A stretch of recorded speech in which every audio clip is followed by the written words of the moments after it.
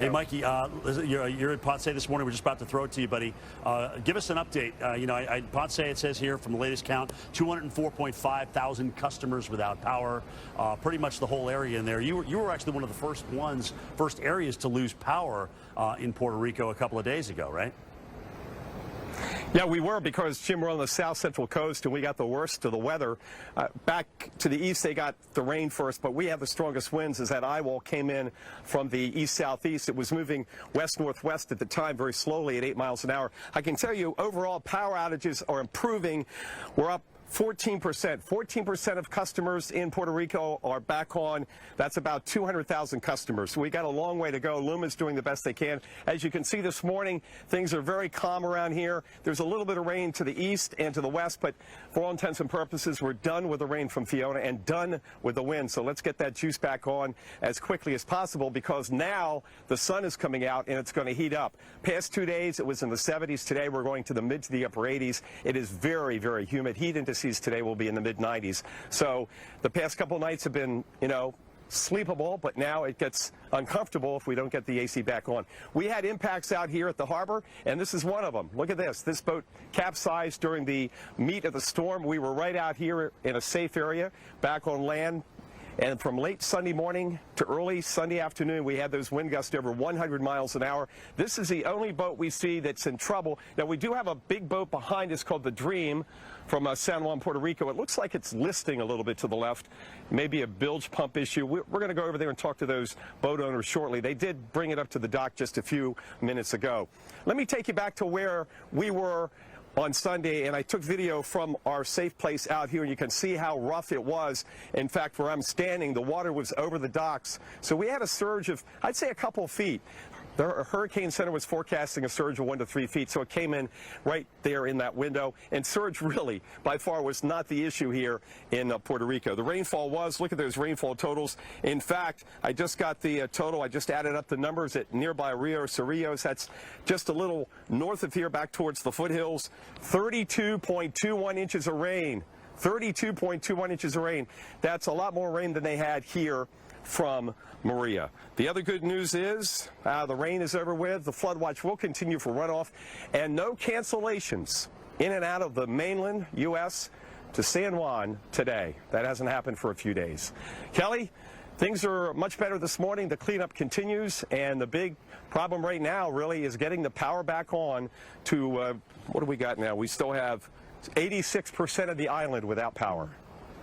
Yeah, like 1.2 million customers, I believe, there. So, Mike, at least they're making some progress, and hopefully FEMA will help out as well. In fact, FEMA Administrator Deanne Criswell. Speaking of Puerto Rico, let's go there live right now in Ponce is meteorologist Mike Seidel. And, Mike, I mean, this looks like mud as far as the eye can see everywhere. Yeah, a lot of flash flooding. That was the big story. Yes, the power is out, but the flash flooding, the heavy rain has impacted folks' homes and businesses. Right now, we still have 86% of the island without power. And I want to bring in Angelica Melendez, who is a high school senior up in Adjuntas. And you should be in school today, but there's a big issue with school until further notice. Well, yeah, I mean, with everything of Hurricane Fiona, it's been pretty hectic. I mean, with Hurricane Maria, we were out of school for like 3 months or so. We were taking online classes, but it was still pretty difficult because we live in the countryside. What was your drive like from the mountains, the hillsides, down here compared to a normal drive to check out the boat on yesterday? Well, what usually was a 40-minute to an hour drive was now like an hour and 40-minute drive because of the roads. And what's the problem with the roads? Is it mud, trees, both? It's a combination of both. More trees than mud, but the trees are all like on top of the road, so it's pretty difficult for even one car to pass, let alone two. Okay, now let's get to the boat story, because you guys did the right thing before the hurricane. You took it away from your dock and moored it out in the open waters of the harbor. Pick it up from there. It was around Friday or Thursday that we moved our boat to a buoy, and around Saturday, around Saturday, Sunday, we got a call saying that our boat was out in the open water because it had strapped off the buoy. And you were kind of nervous and concerned, I would say. Obviously, I mean, a call at 4 o'clock in the afternoon because our boat was in the middle of the water is not the best news you could receive. Well, things turned out pretty good. Tell me what happened yesterday and today as far as getting the boat, how the boat got back here. Well, there was a gentleman that called us that he was like, hey, yo, your boat was out in the middle of the water. I had to go and strap it down to one of our dogs. Come check it out. I believe the gentleman is right over there talking to one of your crew, but when we received the call, we were pretty worried. So you got down here yesterday and took a look in this morning. What's the impact so far? Well, so far we haven't been able to really look into the boat to see what was going on, but we did receive some scratches on the side. Some of the parts of the windows, I don't know if you can tell that were kind of broken. I see that, the plastic. Yeah, the plastic was torn off. You could say it like that. But apart from that, I don't think we received much significant damages because the man strapped our boat on time. Thank goodness, huh? Yeah. Well, I think you said a couple boats may have hit it, causing the scratches. Yeah, that's what we were told. A couple of boats, it was hitting a couple of boats, but I'm not too sure how to identify them at the moment. But yeah, it did hit a couple of boats. And last question, what's the next step for the boat? What are you going to be doing with it today? Well, we are just going to moving it back to our original dock, and we'll later check in to see if there's any more repairs that need to be done. But overall, I think we're good. Excellent. The living area is fine? Yeah, everything is fine on the inside, just a couple of problems with our motors, but it's okay right now. We have them up and running, and I think we're good to go. It sounds like it's humming like a charm. You could say that. You could say that. Well, I just did.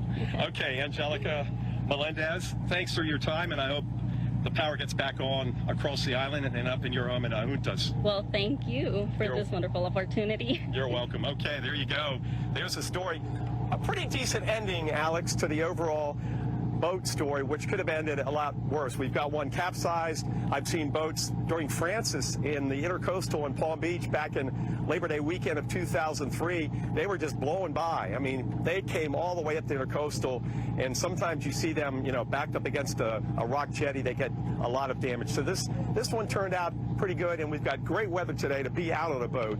A much better situation, Alex, than we had yesterday, and certainly on Sunday when Fiona hit here with over 100-mile-an-hour winds, and we've had over 32 inches of rain. The landfall was about an hour west of here.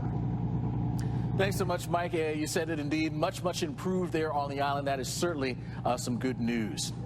Let's go back to meteorologist Mike Seidel, who's been live for us in Puerto Rico here in Ponce. And Mike, we talked about the power outages. Have you seen power trucks out? Are they even able to get through? Are there trees down preventing getting power back on?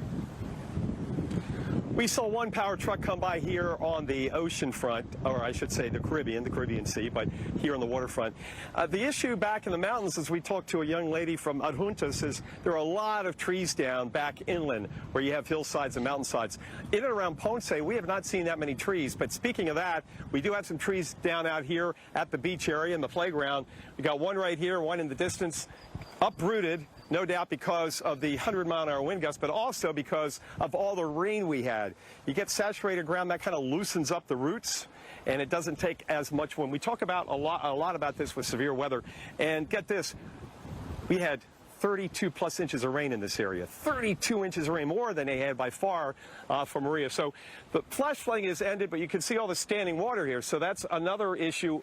Everywhere. The water is just sitting everywhere, and it's got to drain away, and also that breeds more mosquitoes.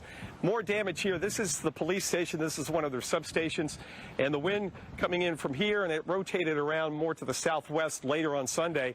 But this aluminum roof with these solid metal support beams got picked up and flipped all the way over and landed over here. The police station itself is in pretty good shape, but this is obviously going to have to be corrected. So the power, speaking of the power right now, we've got 300,000 customers back on. That is just about 20% of the power base. So there's still about 1.1 million customers without power. So they're making inroads, hopefully sooner rather than later, because now the sun is out, Alex, and the heat index today is going to be up in the mid-90s. So, you know, those buildings that don't have much circulation, they're going to start to turn into ovens. It's been okay the past couple of days with the rain and the clouds. So we'll keep our fingers crossed. Some folks here during Maria didn't have power for 3 months. We hope it's better than that, because they did a lot of rebuilding of the infrastructure after Maria, which hit 5 years ago today. All right, thanks so much, Mike. Indeed, hopefully we aren't dealing with Maria-type levels of having to wait for that power to come on.